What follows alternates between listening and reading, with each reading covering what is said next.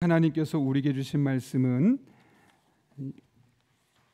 예레미야 27장 1절부터 11절까지 말씀입니다. 예레미야 27장 1절부터 11절까지 말씀, 오늘 먼저 말씀 읽고 그 뒤에 유치부 선생님들 나오셔서 하나님 앞에 특송 올려드리도록 하겠습니다. 예레미야 27장 1절부터 11절까지 말씀을 한 절씩 읽고 마지막 11절은 한 목소리로 읽겠습니다.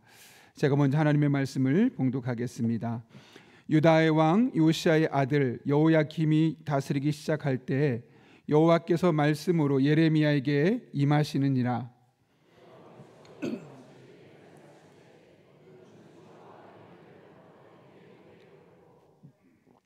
유다의 왕 시드기야를 보러 예루살렘에 온 사신들의 손에도 그것을 주어 그들의 왕과 에돔의 왕과 모압의 왕과 암몬 자손의 왕과 두루의 왕과 시돈의 왕에게 보내며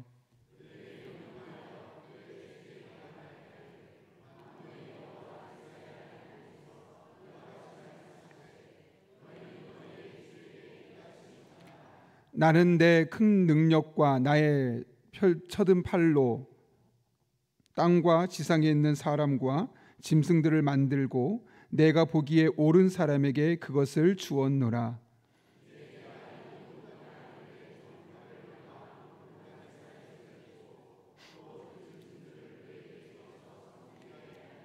모든 나라가 그와 그의 아들과 손자를 그 땅에 기한이 이르기까지 섬기리라. 또한 많은 나라들과 큰 왕들이 그 자신을 섬기리라.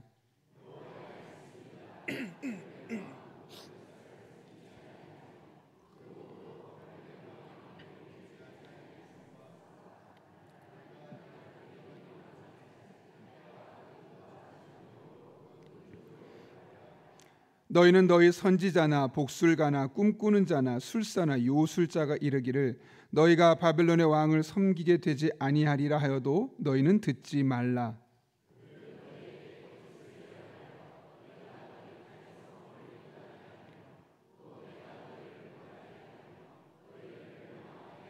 같이 읽습니다. 그러나 그 목으로 바벨론의 왕의 명예를 메고 그를 섬기는 나라는 내가 그들을 그 땅에 머물러 밭을 갈며 거기서 살게 하리라 하셨다 하라. 여호와의 말씀이니라 하시니라. 아멘. 이 시간 우리 유치부 교사분들 나오셔서 하나님 앞에 특송 올려드리도록 하겠습니다.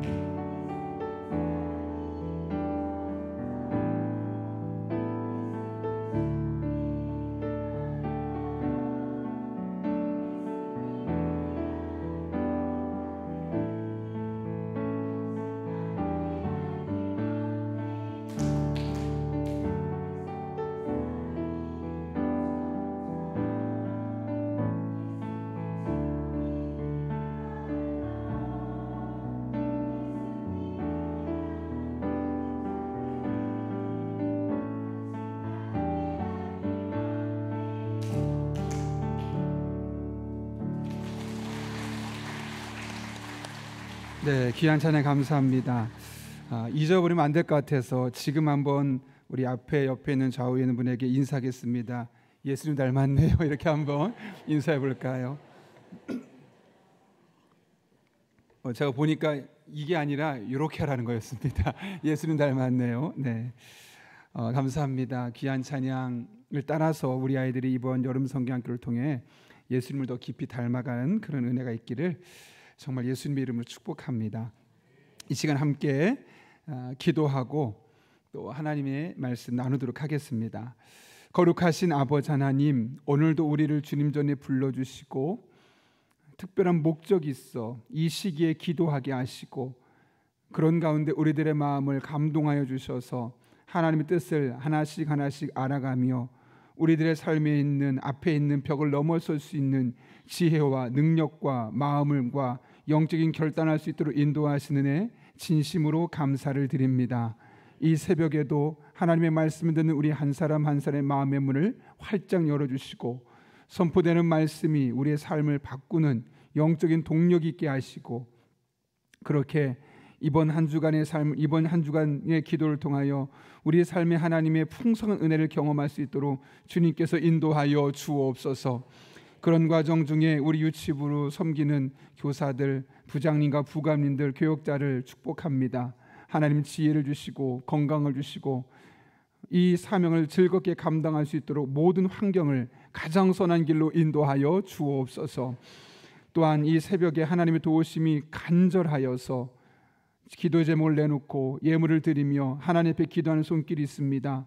끝나고 주의 종이 이들을 위하여 축복하며 기도할 때 하나도 헛되지 않게 해주시옵고 하나님 이 모든 기도가 우리 성도 개개인의 삶에 꼭 필요한 응답으로 경험될 수 있도록 복에 복을 더하여 주옵소서. 이 새벽에도 찬양팀으로 또한 주차 봉사로 다양한 모습으로 안내하며 섬기는 손길들이 있습니다. 주님께서 기억하여 주시옵고 이 땅의 수고와 헌신을 하나님 나라의 복으로 갚아주시는 놀라운 은총을 경험하게 하여 주옵소서. 예수님의 이름으로 기도하옵나이다. 아멘. 우리가 기도하기 앞서 한 가지만 기도 부탁하려고 하는데요.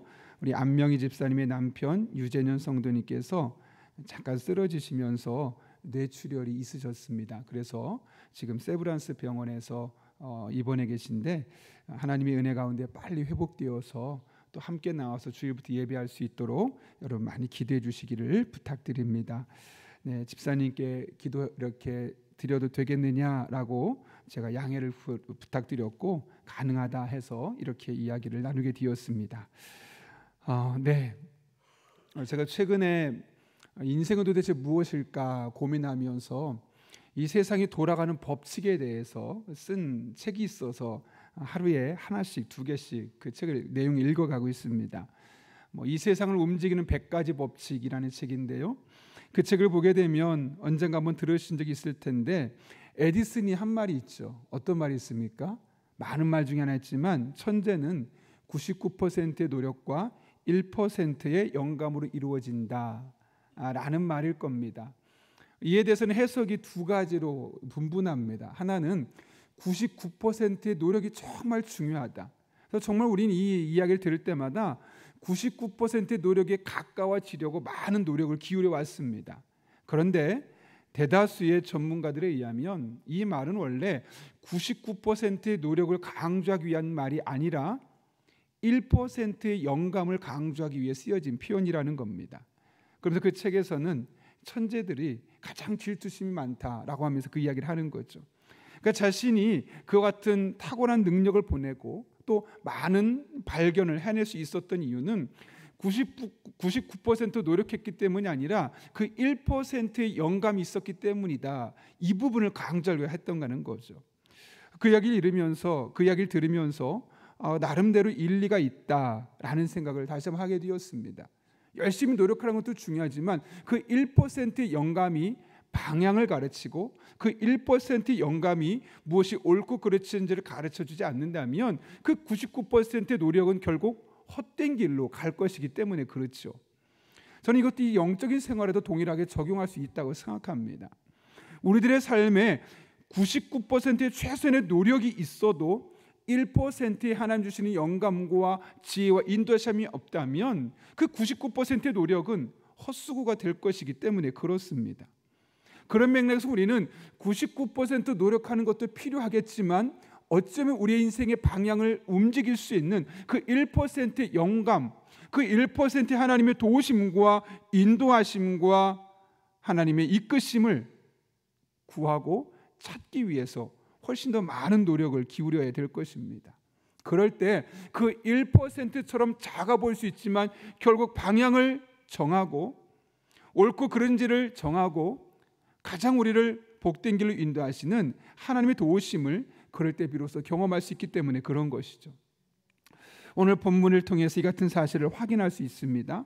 오늘 본문의 말씀은 여호야김이 다스릴 때 하나님께서 예레미야에게 말씀하셨다라는 말씀을 시작하고 있습니다. 그런데 좀 문제가 있습니다. 1절에서는 분명히 여호야김이 다스릴 때라고 말하는데 3절로 가면 시드기야 왕의 이야기를 하고 있습니다. 한번 볼까요, 여러분?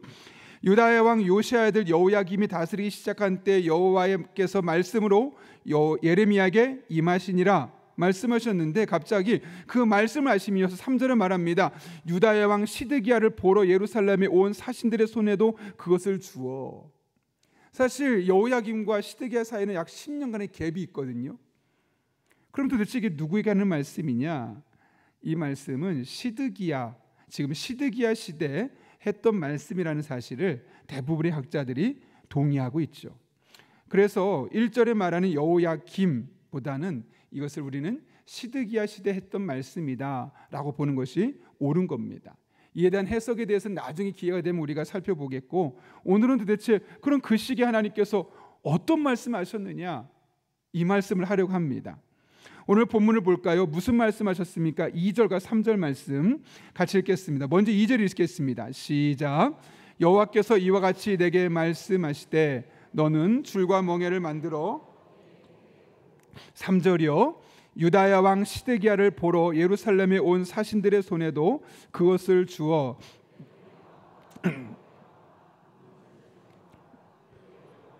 시돈의 왕에게 보내며. 여러분, 이것이 무엇을 의미할까요? 2절에서 말하는 줄과 멍에를 만들어 목에 걸라는 이야기는, 여기서 말하는 줄과 멍에, 이것이 무엇이냐면 당시에 가축들의 목에 끼웠던, 그래서 쟁기를 끌기 위해서 썼던 것이 바로 줄과 멍에였습니다. 그것을 이스라엘 왕에게 뿐만 아니라 3절 보면 시드기야 왕을 보러 왔던 주변의 5개 나라 왕들에게 지금 그들의 사신을 통해서 보내라는 겁니다. 이게 무엇을 의미하냐면 이스라엘 백성들을 마치 이 가축이 줄과 멍에를 써서 그 주인의 통제를 따르게 되는 것처럼 너희는 그 어떤 나라의 포로가 될 것이고 그들의 종살이를 하게 될 것이다, 이야기를 하는 겁니다. 그런데 그것이 이스라엘 백성들뿐만 아니라 이스라엘 백성들과 연합했던 그 주변에 있었던 5개 나라의 왕들도 똑같이, 그 나라들도 똑같이 그렇게 될 것이다 라는 것을 이야기하기 위해서 지금 2절과 3절의 말씀을 하고 있는 거죠. 보다 구체적으로 8절 말씀 보게 되면 너희는 바벨론 왕을 섬겨야 된다라고 이야기를 합니다. 항복하라는 이야기죠. 8절 같이 한번 읽겠습니다. 시작. 여호와의 말씀이니라 바벨론의 왕 느부갓네살을 섬기지 아니하며 그 목으로 바벨론의 왕의 멍에를 매지 아니하는 백성과 나라는 내가 그들이 멸망하기까지 칼과 기근과 전염병으로 그 민족을 벌하리라. 하나님 먼저 2절과 3절에서 이스라엘 백성들뿐만 아니라 주변에 있는 5개 나라들까지 다 그렇게 바벨론의 종살이를 하게 될 것이다 라고 말하면서 그 주변의 다른 사람들이 혹시 아니라고, 우리 힘으로 이길 수 있다라고 말할 때 아니다, 너희는 무조건 바벨론 왕을 섬겨야 된다, 항복해야 된다, 그렇지 않으면 하나님께서 그 나라가 멸망할 때까지 칼과 기근과 전염병 같은 재해로 그들을 벌하겠다라고 이야기를 하고 있는 겁니다. 여러분, 이게 무슨 말일까요? 무조건 하나님의 말씀에 순종하라는 거죠.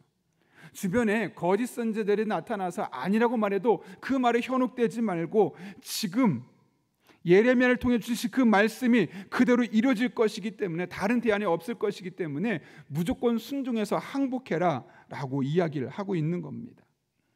여러분이 이 말을 들을 때 이스라엘 백성들의 기분은 도대체 어땠을까요? 하나님이 하신 일이 이해가 됐을까요? 되지 않았을까요? 아니, 오히려 바벨론이 그렇게 급부상하고 있다 할지라도 너희 나라만큼 내가 지켜줄게 라고 말하는 것이 너희는 내 아들이다 딸이다 말씀하신 하나님의 방법이 되어야 되지 않겠습니까? 오늘 뭐라고 말씀하시냐면 그 나라 가서 너희를 정복하려 하는 그 나라에 가서 너희는 종살이를 하라 라고 하나님이 말씀하는 겁니다. 거룩한 나라가 아닙니다. 제사장 나라가 아닙니다. 하나님을 섬기는 나라가 아닙니다. 오히려 하나님을 거부하는 나라에 가서 종살이를 하라는 거죠. 두 손 들고 적대국에게 항복하라는 겁니다. 이스라엘 백성들의 마음속에는 도무지 받아들일 수 없는 이야기입니다. 그러나 우리는 이를 통해 하나님께서 우리에게 요구하시는 한 가지가 무엇인지 알게 됩니다. 그것은 바로 무조건적인 순종입니다. 하나님께서 지금 이스라엘 백성들에게 원하시는 것은 이런 상황에 이런 말씀을 해도 너희가 내게 순종할 수 있느냐, 그 순종의 시험을 하고 계신 것이죠. 그래서 오늘 본문을 보게 되면 이스라엘 백성들에게 많은 능력을 주시거나 큰 힘을 키우라고 말씀하지 않습니다. 바벨론이 아무리 강도국이 된다 할지라도 너희는 그들과 싸워서 이기게 하기 위해서 큰 힘을 키워라, 많은 능력을 가져라, 혹은 다른 사람이 감히 생각하지도 못하는 그런 신령하고 특별한 아이디어를 가져라 라고 말씀하지도 않습니다. 너희들에게 도움이 될 만한 유능한 나라들과 연합해라, 몇백 명을 모아라, 그렇게 말씀하지도 않습니다. 오직 한 가지, 이 상황이 이해되지 않아도 납득할 수 없어도 하나님의 결정과 판단과 하나님의 말씀에 순종할 것을 이야기하고 있는 것이죠. 마치 100세가 되었던 아브람, 그 100세에 낳았던 그 아브람의 아들 이삭을 번제로 드려라 라고 말씀하셨던 상황과 비슷합니다. 도무지 이해할 수 없는, 납득할 수 없는 메시지를 하나님께서 그 시기에 하고 있는 겁니다. 거기서도 보게 되면 다른 대안이 없었습니다. 딱 하나입니다. 그냥 네 아들을 번제로 드려라. 그게 아니면 2번, 3번, 4번 이런 대안들이 있는데 그거 선택하면 내가 너와 함께 할게. 그런 것이 아니라 그냥 하나님 앞에 드리라는 것, 딱 한 가지만 말씀하셨죠. 그런데 이것이 비단 아브람에게만, 또 오늘 예레미야와 이스라엘 백성들에게만 주시는 메시지가 아니라는 겁니다. 우리들의 인생에서도 하나님 하신 일이 정말 이해가 안 될 때가 너무나 많습니다. 이 시점에 그렇게 하시면 안 될 것 같은데, 내가 보기에는 이것이 옳은 것 같은데, 내가 보기엔 이것이 정말 시급한 것 같은데, 하나님은 내가 보기에 옳지 않은 것으로, 내가 보기엔 굳이 필요하지 않은 것으로 말씀하신 것 같고 내가 그렇게 하기를 원한다고 이야기를 하시는 거죠. 그럴 때 하나님께서 우리에게 원하신 것이 무엇일까요, 여러분? 그럼에도 순종할 수 있느냐는 겁니다. 이것이 바로 우리 앞에 놓여 있는 또 하나의 벽입니다. 분명히 하나님의 말씀을 듣고 마음에 감동이 있어서 그 일을 해야 되겠는데 그것을 하려 하니 하나님이 하신 일이 도무지 이해가 되지 않는 겁니다. 왜 하필 이 시점에, 왜 하필 이 일을 하게 나게 하시는가? 납득되지 않아서 뭔지는 알겠지만, 어떻게 되는지는 알겠지만 선뜻 몸이 가지 않고 선뜻 마음이 가지 않는 상황이 우리 안에 너무나 자주 발견되지 않습니까?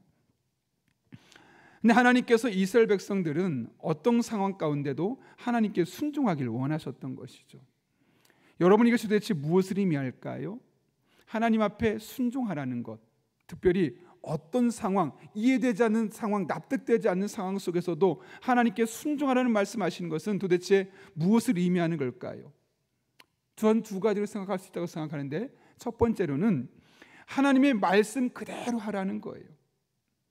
그 말씀에 주시는 지혜에 특별히 더할 것도 없고 뺄 것도 없다는 거예요. 우린 그 상황 속에서 뭔가 덧붙여 주실 것 같아야 되는데 뭔가 덧붙여 주어야지만 완벽할 것처럼 느껴지고, 아니 하나님 이건 좀 빼주셔야지만 이것이 완전 타이밍에 정확할 것 같아 보이는데 하나님이 아니라는 거예요. 말씀한 대로 그대로 더할 것도 없고 뺄 것도 없이 하나님 주신 그대로, 내가 보기엔 이상해 보이고 내가 보기엔 이해되지 않아도 그대로 순종하라는 것이 바로 하나님 앞에 순종하라는 것이죠. 두 번째로는 내 고집과 내 생각과 내 경험과 내 실력을 버리라는 겁니다. 아이들을 키워가면서 점점 깨닫게 되는 것이 이것 같습니다. 부모가 되어서 아이들에게 해주는 말, 원하는 것은 무엇입니까? 항상 어떻게 하면 이 자녀들이 잘 되면 좋을까? 어떻게 하면 이 자녀들을 잘 되게 할 수 있을까? 그래서 한마디 할 때마다 아이들에게는 잔소리처럼 들릴 수 있어도 그 한마디는 결코 헛된 말이 아니라 아이들을 위한 말일 겁니다. 그러다 보면 아이들이 어떤 때는 받아들이기 힘든, 납득할 수 없는 이야기도 부모의 입장에서 할 수밖에 없죠. 그럴 때 아이들이 어떻게 반응하던가요? 어릴 때는 너무 어리니까 그냥 무조건 시키는 대로 합니다. 좀 크니까 알겠어요, 예 하는데 돌아서면 전혀 그대로 하지 않습니다. 마지못해 무슨 말인지는 알겠는데 그것이 필요한 건 나도 이해가 되고 납득은 되긴 어느 정도는 내가 알겠지만 그렇게 행동하기까지는 쉽지 않은 겁니다. 왜 그럴까요, 여러분? 내 생각이 있는 겁니다. 지금 내 감정이 있는 겁니다. 내 경험이 있는 겁니다.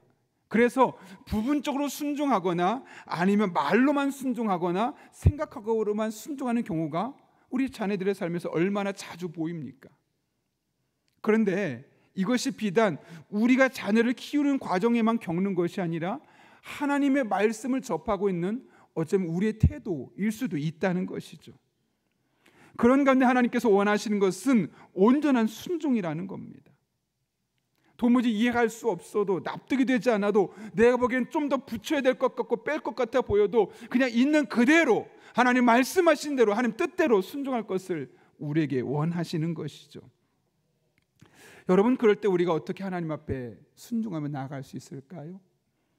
이건 아닌 것 같은데, 조금 더 빨리 해주셔야 될 것 같은데, 다양한 방법으로 하나님께서 마음에 감동하시고 또 하나님의 말씀을 통해 들려주실 때, 또 다른 해석이 우리에게 필요할 때 우리가 어떻게 있는 그대로 하나님의 말씀에 순종하며 나아갈 수 있을까요? 이것은 하나님께 대한 우리의 이해 그리고 하나님께 대한 우리의 신뢰와 매우 깊은 상관관계를 갖고 있습니다. 오늘 본문의 말씀 보십시오. 하나님께서 순종을 요구하시면서 하나님께서 어떤 분이신지를 먼저 말씀하지 않습니까? 자, 여러분 5절 한번 읽겠습니다. 같이 읽습니다. 시작. 나는 내 큰 능력과 나의 쳐든 팔로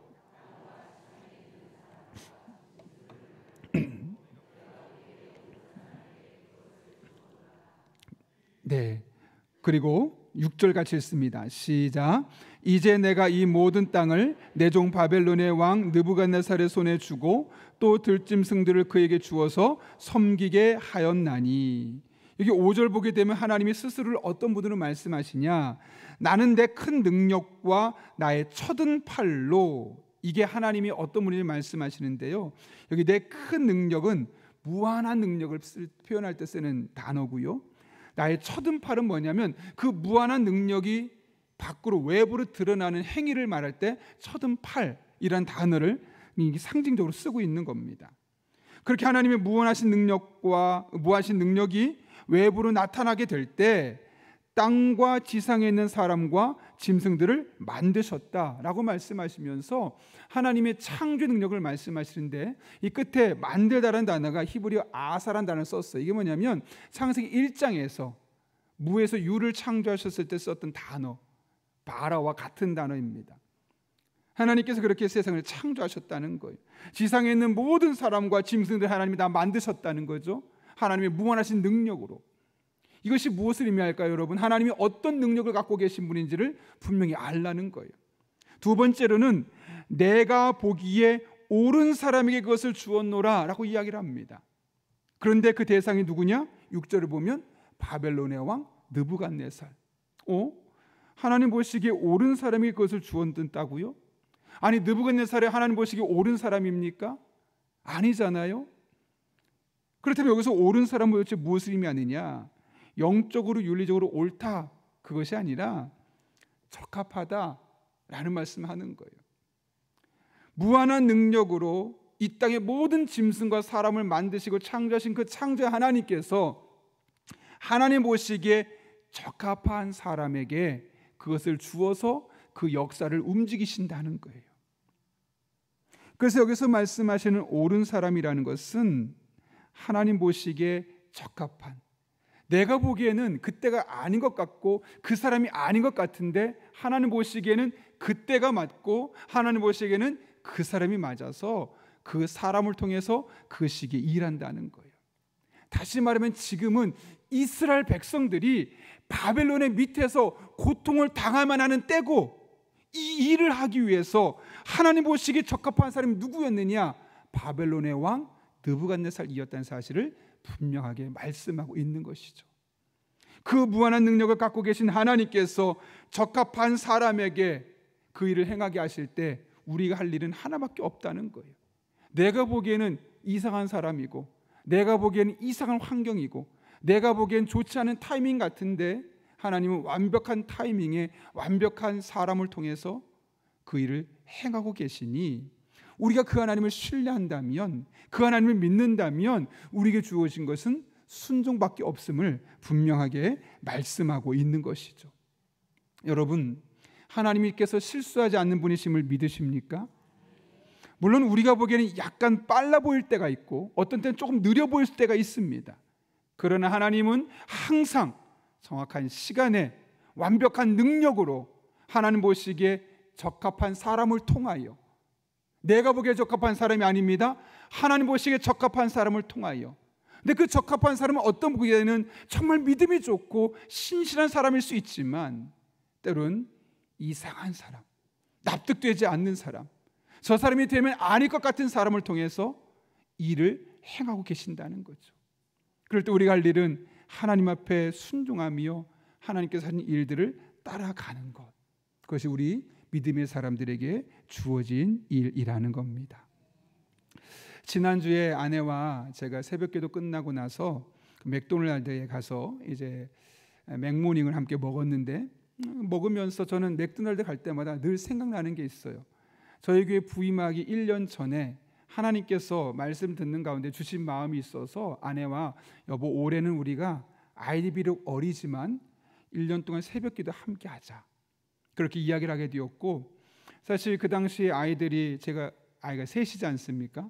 그 세 아이를 새벽기도 때 내려놓고 갔다 오는 게 결코 쉽진 않았었는데, 아내와 그런 마음이 감동이 함께 있어서 아이를 놓고 새벽마다 같이 기도하고 끝나면 목동에 있는 맥도날드에 가서 맥모닝을 먹고 이제 집에 와서 아이들을 아침에 씻겨서 어린이집에 보내고 학교 보내고 뭐 그랬었던 그런 기억이, 둘 다 초등학교에 보냈던 그런 기억이 있습니다. 그 당시에 사실 그 아이들을 놓고 와서 새벽 기도하는 게 결코 쉽지 않았습니다. 왜냐하면 그 어린아이들을 데려다 놓고 계속 매일매일 1년 동안 새벽 기도한다는 게 저희들의 마음에 좀 부담이 되었기 때문에 그렇죠. 혹시 자는 사이에 아이들에게 무슨 일이 일어나진 않을까. 좀 크면 상관이 없는데 초등학교 1학년, 3학년 이런 꼬마 아이들을 내놓고 새 아이를 그렇게 놔두고 엄마는 아내와 함께 나와서 기도하는 것은 저희들의 마음에 쉽진 않았던 결정이었습니다. 근데 그럼에도 불구하고 하나님께서 주신 마음이 그 애는 정말 기도해야 된다, 새벽마다 함께 기도하라, 그런 마음을 너무나 강력하게 해주신 거죠.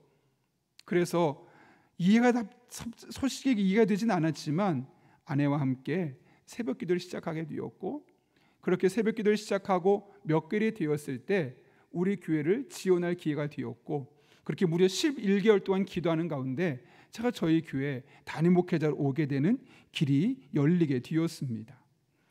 사실 왜 그때 그랬을까 생각해 보면 그 시기에 아내와 제가 새벽 기도하는 훈련을 했던 거죠. 그전에는 아내도 어린아이들 셋을 키우면서 무려 10년 정도 계속 그 어린아이들 키우다 보니까 새벽 기도할 수 있는 기회가 없었던 겁니다.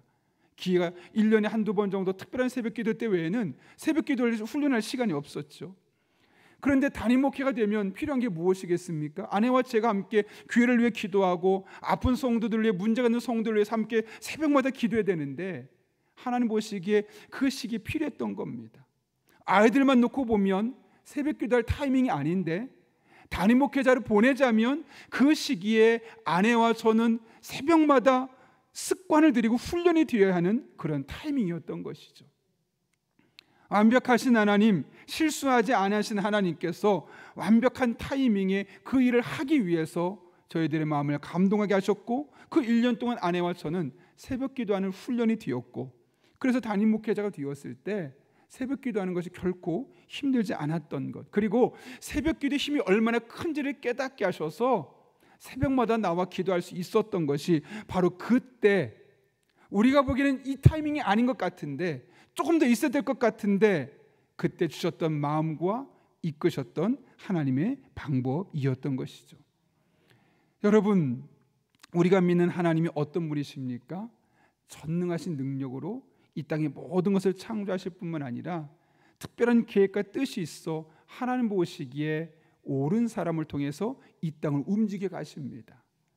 그런 과정 중에 실수하지 않는 하나님을 우리가 믿는다면, 우리가 그 하나님을 붙들고 그 하나님을 의지하며 우리들의 마음을 감동하고 우리들에게 어떤 말씀을 주실 때 그 말씀에 있는 그대로 순종하며 나아가는 그런 지혜가 우리에게 필요합니다. 그럴 때 우리 앞에 놓여진 모든 장벽들은 그 믿음을 통하여, 그 말씀을 통하여, 그 전능하신 하나님의 능력이 펼쳐지는 과정을 통하여 반드시 장벽을 넘어서게 한 은혜로 우리에게 나타나게 될 것입니다. 이 새벽에도 그와 같은 마음을 갖고, 왜 하나님께서 이 시기에 나로 하여금 기도할 마음을 주셨을까? 그 주시는 마음을 붙들고 신실하신 하나님 붙들며 나아갈 때 하나님의 은혜와 능력을 경험하는 저 여러분 될 수 있기를 예수님의 이름으로 축원합니다. 우리 함께 기도하겠습니다. 거룩하신 아버지 하나님, 오늘 말씀을 기억하며 신실하신 하나님 앞에 주시는 감동을 따라 무엇을 해야 될지 믿음으로 결단할 수 있는 시간 주신 것 진심으로 감사를 드립니다. 이 하나님 바라보며 이 하나님을 의지하며 어떤 말씀을 할지라도 믿음으로 순종할 수 있는 우리들 되게 도와주시고, 그 순종하는 자만 경험할 수 있는 놀라운 하나님의 은총을 경험하는 복된 주의 종들 되게 하여 주옵소서. 예수님의 이름으로 기도하옵나이다. 아멘. 우리 이 시간 하나님, 신실하신 하나님을 찬양하며 기도하도록 하겠습니다. 오 신실하신 주 함께 찬양합니다.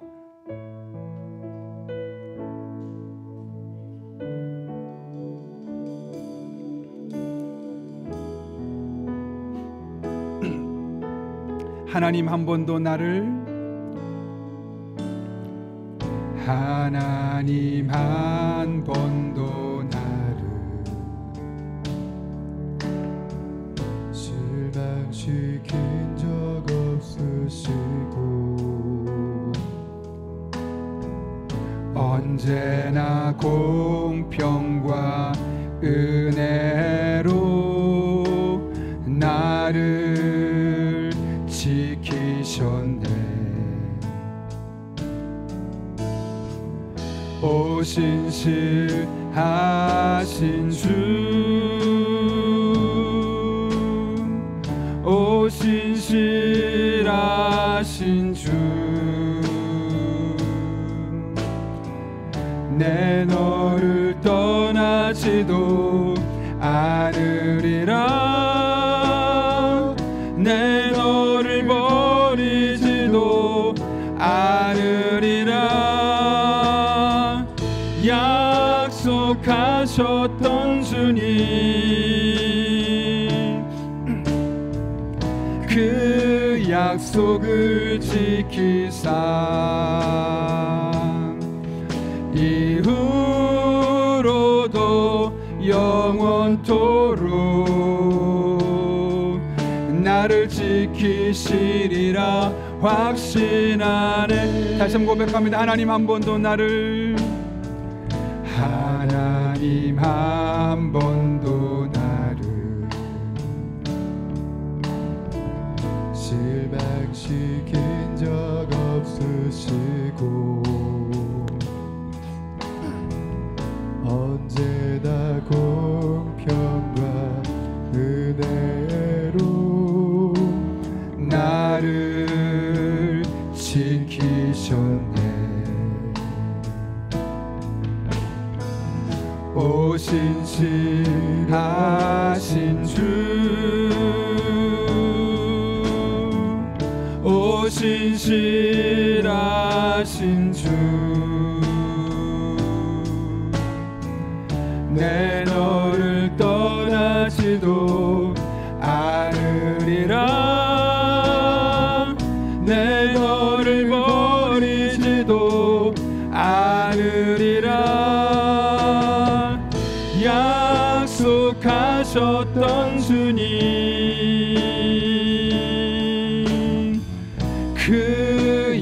약속을 지키사 이후로도 영원토록 나를 지키시리라 확신하네. 오 신실하신 주, 오 신실하신 주, 오 신실하신 주, 내 너를 떠나지도 않으리라. 내 너를 버리지도 않으리라. 약속하셨던 주님, 그 약속을 지키사 이후로도 영원토록 나를 지키시리라 확신하네. 우리 이 시간 함께 기도하실 때 오늘 말씀을 기억하며 기도합니다. 하나님께서는 우리들의 삶 가운데 은혜를 베풀어 주시되 특별히 우리들의 삶에 어떤 상황 속에서도 하나님 하신 일에 순종하기를 원하십니다.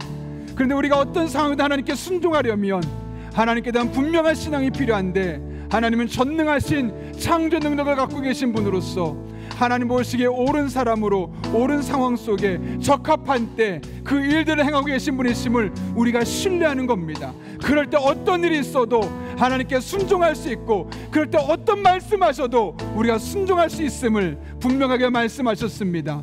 그 신실하신 하나님 앞에, 그 적합한 때 일하신 하나님 앞에 우리들의 삶을 내려놓고 하나님 어떤 말씀을 주시든 순종하겠습니다. 어떤 감동을 주시든 그 주시는 감동을 따라 하나님께 믿음으로 나아가겠습니다. 영적으로 결단할 때 그 길 끝에 하나님도 오심을 경험하게 도와주시고 하나님 능력을 경험하게 도와주시고 하나님의 살아계심을 경험하게 하여 주옵소서. 특별히 오늘도 성령으로 충만하게 하시고 마땅히 기도할 바를 알게 하셔서 기도할 때 모든 것을 합력해서 오늘 이루시는 놀라운 하나님 능력을 경험하게 하여 주옵소서. 또 우리들의 삶 가운데 은혜를 베풀어 주시고 능력을 베풀어 주시고 병든 자는 고침받게 하시고 삶의 공간 문제가 해결되게 하여 주시옵소서.